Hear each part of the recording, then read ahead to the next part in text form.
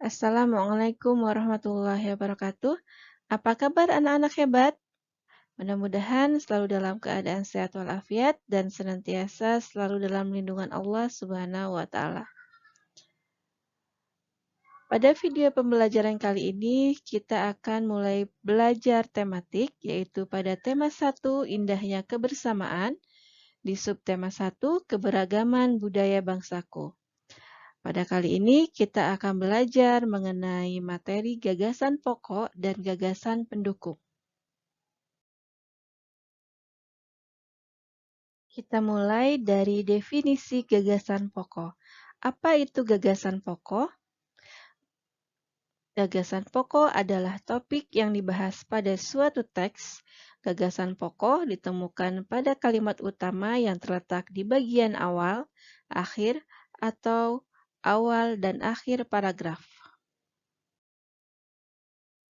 Adapun ciri dari gagasan pokok yang pertama adalah mengandung topik permasalahan, yang kedua berupa kalimat lengkap yang berdiri sendiri, yang ketiga memiliki arti yang jelas tanpa dihubungkan dengan kalimat lainnya, yang keempat terbentuk tanpa kata sambung. Ini adalah 4 ciri dari gagasan pokok. Setelah kita mengetahui definisi dari gagasan pokok, kemudian kita akan mengetahui apakah definisi dari gagasan pendukung. Gagasan pendukung adalah uraian atau informasi tambahan pada suatu bacaan.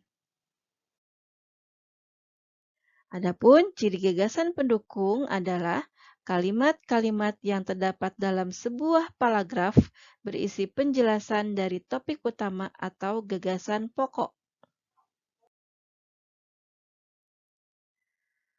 Langkah menentukan gagasan pokok dan gagasan pendukung yang pertama adalah membaca seluruh paragraf dengan cermat. Yang kedua, temukan gagasan pokok di awal tengah atau akhir paragraf. Yang ketiga, cermati kalimat pertama hingga akhir. Lalu kemudian yang keempat, tandai gagasan pokok tiap paragraf.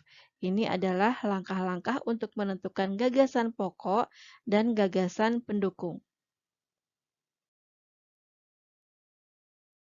Kita lihat bersama di sini ada contoh teks yang berjudul batik. Batik merupakan kain tradisional Indonesia.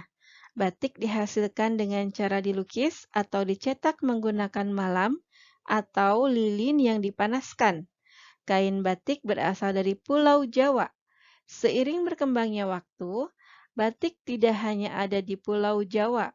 Beberapa daerah di Pulau Jawa juga menggunakan batik sebagai pakaian tradisional, misalnya batik Bali. Pada teks batik ini, kita akan menemukan manakah yang termasuk kalimat utama dan manakah yang termasuk kalimat penjelas. Kita perhatikan bersama. Nah, di sini, ini adalah batik merupakan kain tradisional Indonesia, termasuk kalimat utama. Lalu, manakah yang termasuk kalimat penjelas? Nah, di sini, yang termasuk kalimat penjelas adalah kain batik berasal dari Pulau Jawa. Seiring berkembangnya waktu, batik tidak hanya ada di Pulau Jawa.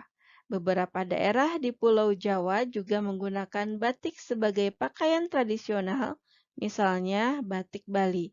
Ini adalah termasuk kalimat penjelas.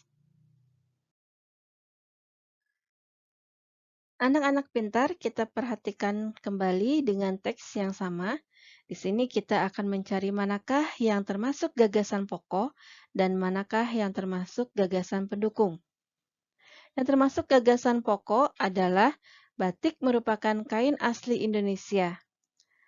Dan yang termasuk gagasan pendukung adalah satu, cara membuat batik, kedua, tempat asal kain batik, ketiga, persebaran kain batik.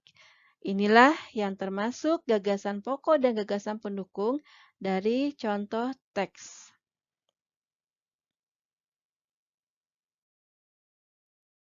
Sebagai kesimpulan, gagasan pokok terdapat dalam kalimat pokok bisa di awal dan akhir paragraf.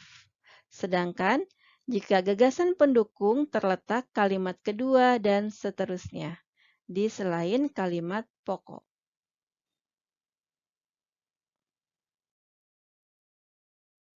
Alhamdulillah, anak-anak pintar, anak-anak soleh-solehah, materi hari ini sudah selesai.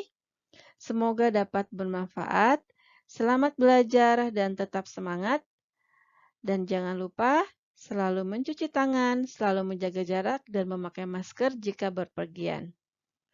Demikian, Assalamualaikum warahmatullahi wabarakatuh. Barakallahu fikum.